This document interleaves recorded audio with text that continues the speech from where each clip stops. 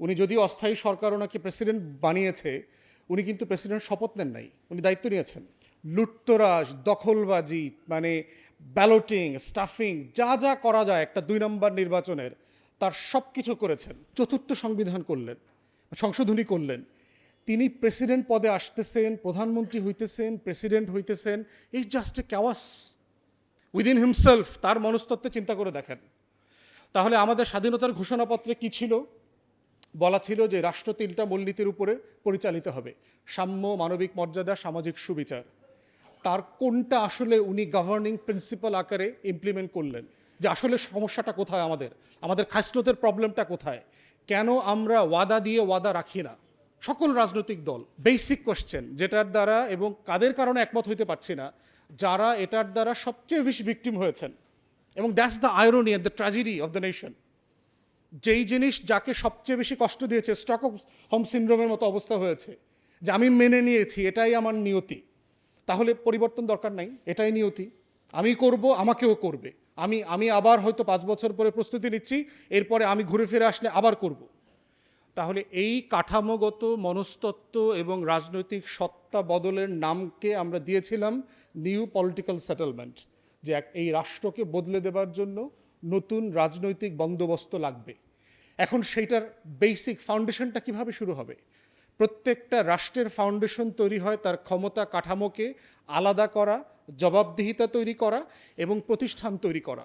তারা কেন যেন মনে করে যে তারা আসলে অমর হইতে চায়, তারা হচ্ছে পিরামিড হইতে চায়, তারা মমি হইতে চায়, তারা শেষ করতে চায় না নিজেদেরকে।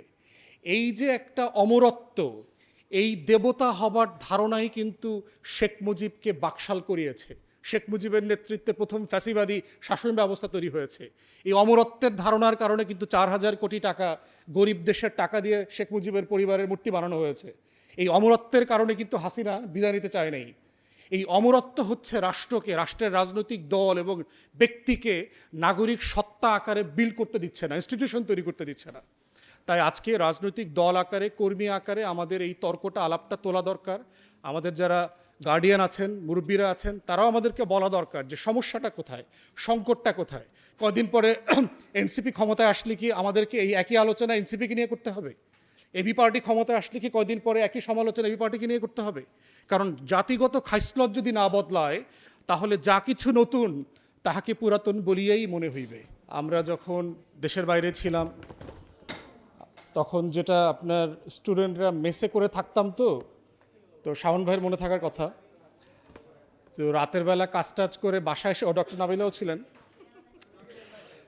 তো আমরা রান্নাঘরে যাইতাম আর আলোচনা করতাম যে আসলে কি রান্না বান্না করব, কোনটা রান্না করলে কি অবস্থা, কি খাওয়া যাবে। অনেকক্ষণ 1-2 ঘন্টা গেজায় টাজায়, পরে বাইরে থেকে হট উইংস কিনে আয় না, ডোনার টোনার কিনে আয় না, খাইয়ে দেয় ঘুমাই গেছিতাম আর কি। তো বাংলাদেশের পলিটিশিয়ানদের এই খাইসলত রাজনৈতিক দল, প্রফেসর আব্দুর রাজ্জাক তার বইতে কিছু লিখেছেন, যারা পড়েছেন ওনার PhD thesis political parties in India, and এইটা সিস্টেম্যাটিক অ্যান্ড সিমটোম্যাটিক বোথ এই সাবকন্টিনেন্টাল পুরো সাউথ এশিয়ান পলিটিক্সের কালচারের মধ্যে আছে। অনেক মানে হেফটি আইডিয়ালসের কথা বলবে, lot of promises and pledges should be made to the nation, yet unimplemented. তো এই খাইসলতের সমাধান, মানে গোড়ার জায়গাটা আমি বোধ করছি 2-3টা জায়গা হতে পারে। এখানে অনেক একাডেমিকরা আছেন, জুরিসপ্রুডেন্সের জায়গা থেকেও দেখতে পারেন যে সমস্যাটা কোথায়। একটা হচ্ছে, পলিটি হওয়ার আগে যদি রাষ্ট্র হয়, সেই রাষ্ট্র গঠনটা আসলে ভালো হয় না। আমার মনে আছে, যেটা আমি বারবার বলি, যে স্কটিশ রেফারেন্ডামের সময় আমরা লন্ডনে ছিলাম, তো স্কটল্যান্ড তার রেফারেন্ডাম যদি ইয়েস হয়, মানে স্কটল্যান্ড যদি স্বাধীন হয়, তারা বিতর্ক করছে যে গাড়ি এখন যেভাবে বাম পাশ থেকে চলে ইউনাইটেড কিংডমে, স্বাধীন স্কটল্যান্ডে গাড়ি কি বাম পাশ থেকেই চলবে?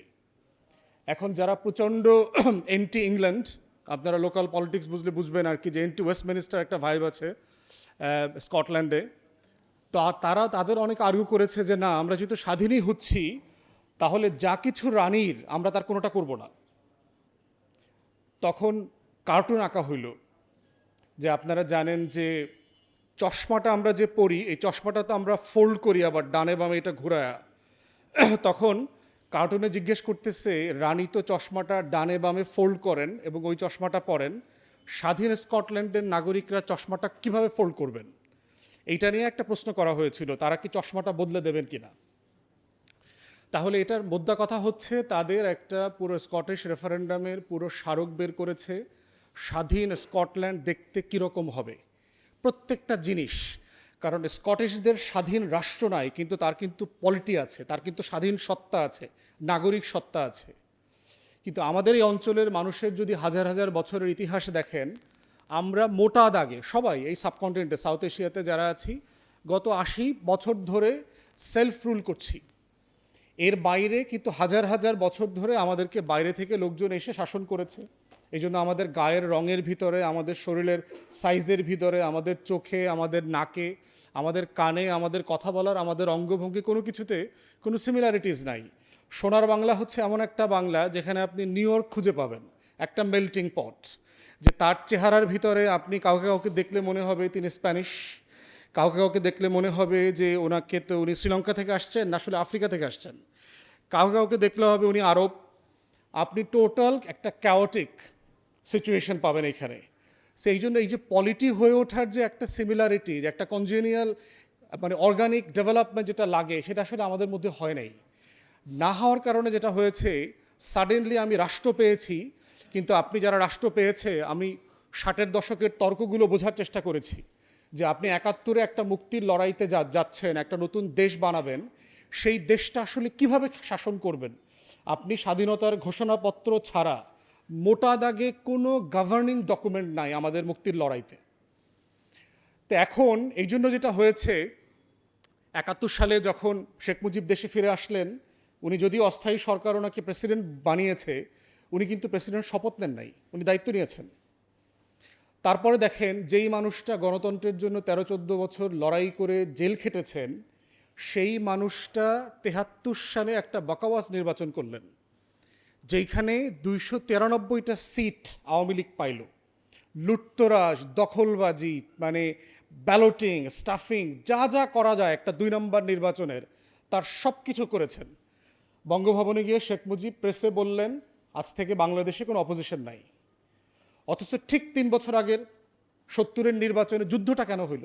সিম্পলি একটা নির্বাচনকে কেন্দ্র করে, যে আমরা আমাদের লেজিটিমেসি এই দেশের মানুষ আওয়ামী লীগ নামক দলটাকে দিয়েছে টু গভর্ন, পাকিস্তানি শাসক গোষ্ঠী তাকে ক্ষমতা হ্যান্ডওভার করছে না। একটা সিম্পল পলিটিক্যাল কোশ্চেন। এই কোশ্চেনের রেসপন্সে দেখেন, যাদের নেতৃত্বে লড়াইটা হয়েছে তারা 72-এ 73-এ এসে জাতিকে আসলে কি দেখাইলো। যেই মানুষটা 13-14 বছর জেল খাটলেন, সে বাংলাদেশে গুমকে উদ্বোধন করলেন, জহির রায়হানকে গুম করে।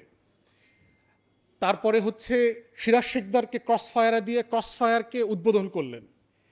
যিনি পুরো পাকিস্তান আমলে মানে পত্রিকা নিষেধ করা, কমিউনিস্ট পার্টিকে ব্যান করা, এগুলোর বিরুদ্ধে লড়াই করেছেন, মিছিল মিটিং করেছেন, তিনি সকল রাজনৈতিক দল নিষেধ করে, নিষেধাজ্ঞা দিয়ে ব্যান করে, কমিউনিস্ট পার্টিকে নিয়ে 3-4টা দল মিলে আপনার বাকশাল করলেন, চতুর্থ সংবিধান করলেন, সংশোধনী করলেন। তিনি প্রেসিডেন্ট পদে আসতেছেন, প্রধানমন্ত্রী হইতেছেন, প্রেসিডেন্ট হইতেছেন। It's just a chaos within himself. তার মনস্তত্ত্বে চিন্তা করে দেখেন। তাহলে আমাদের স্বাধীনতার ঘোষণাপত্রে কি ছিল? বলা ছিল যে রাষ্ট্র 3টা মূলনীতির উপরে পরিচালিত হবে: সাম্য, মানবিক মর্যাদা, সামাজিক সুবিচার। তার কোনটা আসলে উনি গভর্নিং প্রিন্সিপাল আকারে ইমপ্লিমেন্ট করলেন? উনি সেনাবাহিনীর প্যারালাল মিলিশিয়া বাহিনী তৈরি করলেন, যেই মিলিশিয়া বাহিনীগুলো ইন্ডিয়ান ট্রেনিংয়ে, টাকায়, রয়ের প্যাট্রোনেজে হয়েছে, মুজিব বাহিনী, রক্ষী বাহিনী, তাদেরকে ইনডেমনিফাই করলেন। এক্স্যাক্টলি র্যাবকে এবং আলাদা আলাদা এই যে ল এনফোর্সমেন্ট এজেন্সির যে চরিত্র ডক্টর নাবিলা তার লেখায়, তার বক্তব্যে রিপিটেডলি বলছে, বক্তব্য আকারে এক্স্যাক্টলি প্রত্যেকটা কাজ করলেন। কিন্তু এগুলোর বিরুদ্ধে কিন্তু উনি পাকিস্তান আমলে এগুলোর বিরুদ্ধে লড়াই করেছেন, সংগ্রাম করেছেন, গ্রেফতারের বিরুদ্ধে মিছিল করেছেন। তাহলে এখন এই মনস্তত্ত্বটা, এই যে বাঙালি মানুষ মানে নীরজ সি চৌধুরীর কাছে ফিরে যাওয়া ছাড়া তো এইটার মানে এই ক্রাইসিসটা আসলে বোঝা মুশকিল, যে আসলে সমস্যাটা কোথায়, আমাদের খাসলতের প্রবলেমটা কোথায়। কেন আমরা ওয়াদা দিয়ে ওয়াদা রাখি না? সকল রাজনৈতিক দল, এখান থেকে আমরা ছোট যারা রাজনৈতিক দল আমরাও বাইরে আছি, ব্যাপারটা তা না, আমরা সবাই। ইটস এ ন্যাশনাল ক্রাইসিস, এবং it's a cultural crisis, it's more of a culture than political crisis itself. তো সেই জায়গাতে আমার মনে হয় রাজনৈতিক কর্মী হিসাবে আমাদের এইটার গোড়া খোঁজাটা জরুরি। তা না হলে যেটা হচ্ছে যে আমরা বারবার যেই ওয়াদাগুলো করছি সেগুলো আসলে কেন বরখেলাপ করছি। দেখেন, স্বাধীনতার ঘোষণাপত্রে পরিষ্কার করে মানবিক মর্যাদার কথা বারবার বলা আছে। এখন যেই মানুষটাকে আপনি অধিকার দিচ্ছেন না তাকে আপনি মর্যাদা কিভাবে দিলেন? Basic question. পুলিশ কমিশন হবার কথা হইল না, কারণ আইন শৃঙ্খলা বাহিনীকে আমরা একটা জবাবদিহিতার মধ্যে আনতে চেয়েছিলাম। শরীফ ভাই কমিশনের কথা বলেছেন, আমরা পুলিশ কমিশন হলে সেটার ফরমেশন নিয়ে আলোচনাতে একমত হতে পারলাম না। বেসিক কোয়েশ্চেন, যেটার দ্বারা এবং কাদের কারণে একমত হইতে পারছি না, যারা এটার দ্বারা সবচেয়ে বেশি ভিকটিম হয়েছেন। এবং that's the irony and the tragedy of the nation. যেই জিনিস যাকে সবচেয়ে বেশি কষ্ট দিয়েছে, স্টকহোম সিনড্রোমের মতো অবস্থা হয়েছে, যে আমি মেনে নিয়েছি এটাই আমার নিয়তি, তাহলে পরিবর্তন দরকার নাই, এটাই নিয়তি, আমি করব, আমাকেও করবে। আমি আবার হয়তো 5 বছর পরে প্রস্তুতি নিচ্ছি, এরপরে আমি ঘুরে ফিরে আসলে আবার করব।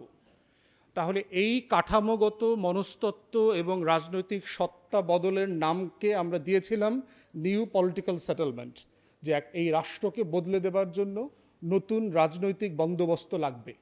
এখন সেইটার বেসিক ফাউন্ডেশনটা কিভাবে শুরু হবে? প্রত্যেকটা রাষ্ট্রের ফাউন্ডেশন তৈরি হয় তার ক্ষমতা কাঠামোকে আলাদা করা, জবাবদিহিতা তৈরি করা এবং প্রতিষ্ঠান তৈরি করা।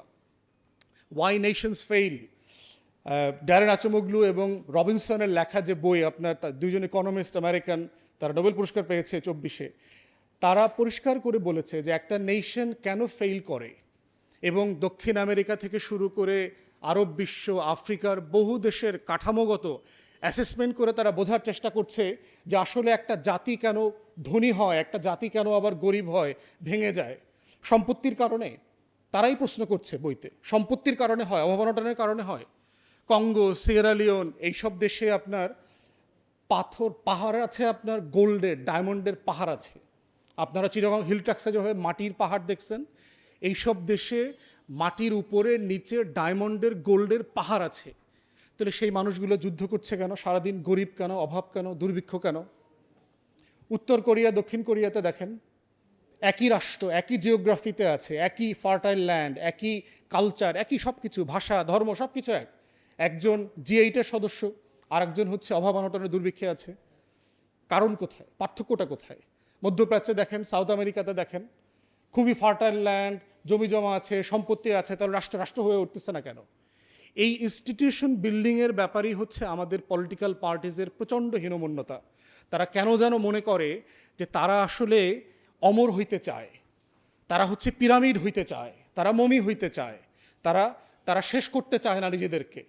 এই যে একটা অমরত্ব, এই দেবতা হবার ধারণাই কিন্তু শেখ মুজিবকে বাকশাল করিয়েছে।